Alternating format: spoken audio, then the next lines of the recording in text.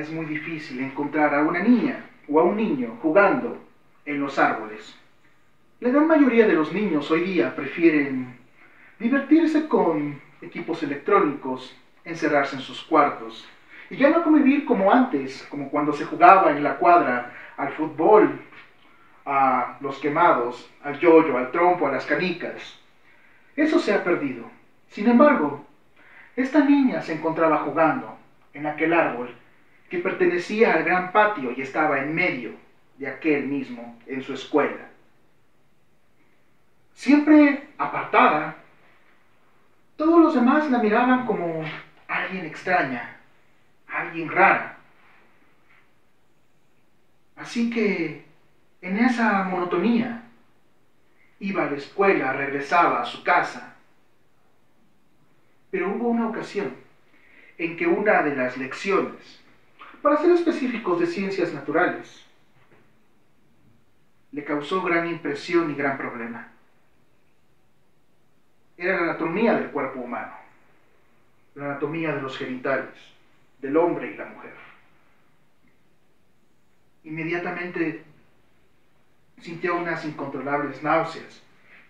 Pidió permiso para ir al baño y al llegar en este, se miró en el espejo y pudo contemplar sus grandes ojos, oscuros. Se miraba atentamente y trataba de comprenderse. Trataba de poder entender por qué cuando lo cerraba y quedaba en una oscuridad total, hay algo que no coincidía, se sentía no pertenecer. Recordó una vez más aquella lección fresca. Se encerró en un cubículo a llorar al lado de la taza del baño. Cuando de pronto, un niño de casi su misma edad, unos 10 años, salió de la nada y empezó a meter su mano por debajo de su falda, buscando aquel túnel virginal. Ella, aterrorizada, no sabía qué estaba pasando, así que solamente lo dejó pasar, que aquel niño saciara sus instintos enfermos, y cuando él se marchó y escurrió los pasos a alejarse, de nuevo empezó a romper en llanto. Salió, se miró en el espejo, una vez más no comprendía lo que pasaba, se lavó la cara, regresó al aula y aún contemplando la misma lección, tuvo el valor para alzar la mano. Profesora, dime,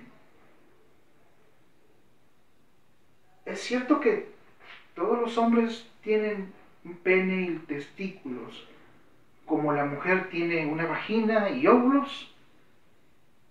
¿Sí? Ovarios, vulva. El hombre tiene pues esta fisonomía.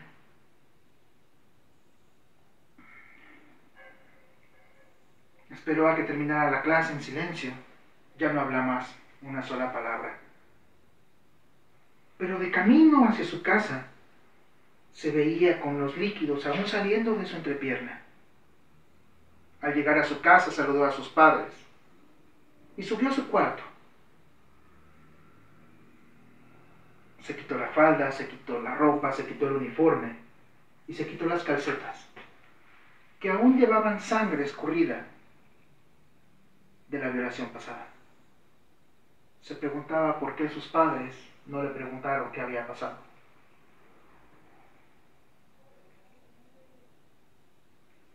La noche llegó, y una tras otra, pero no sin que empezaran episodios de pesadillas en los cuales ella sentía y recordaba la misma violación y veía como monstruos, como tentáculos le salían de su vagina y empezaban a ahorcar.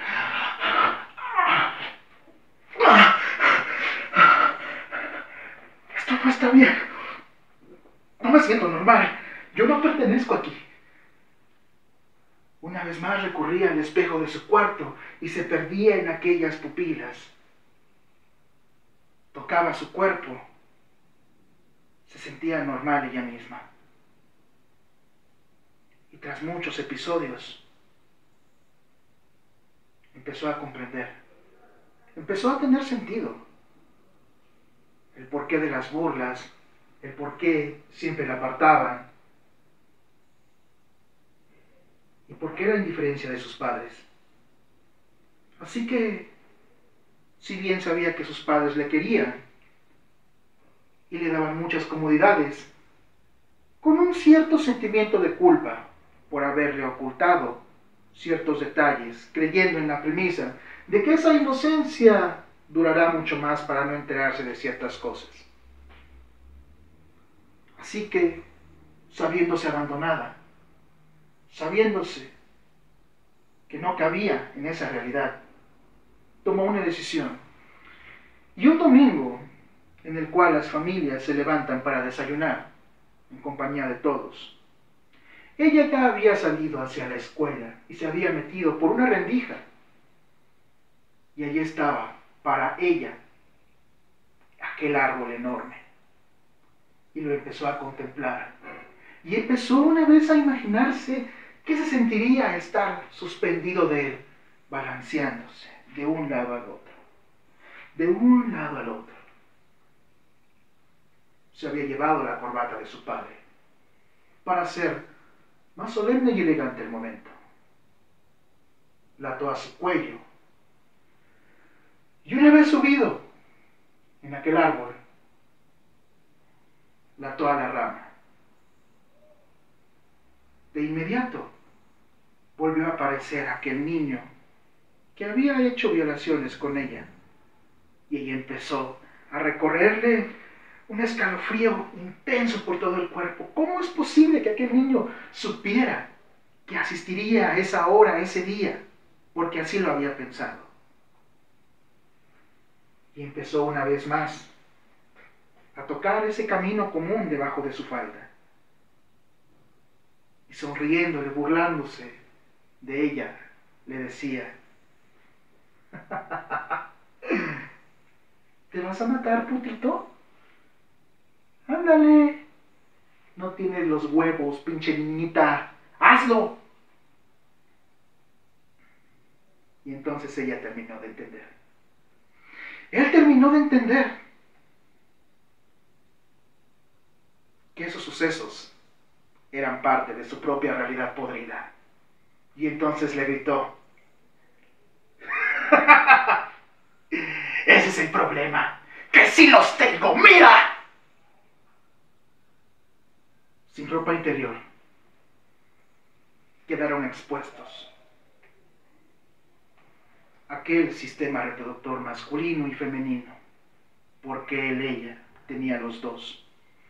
Y entonces se lanzó, comprendiendo que nunca había existido ningún niño, pero sí su realidad atípica.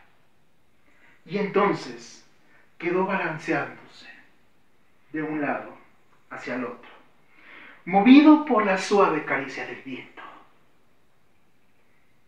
Esas pupilas se hicieron cada vez más negras, cada vez más grandes, hasta que aquel último latido por fin se pronunció. Por fin, esa corbata anudada a su cuello y a la rama desataba su realidad. Por fin, ovarios, testículos y pene y niña habían sido desatados para siempre. Al siguiente día, los forenses y las ambulancias, las sirenas, se aglomeraban alrededor para bajar aquel cadáver pendulante.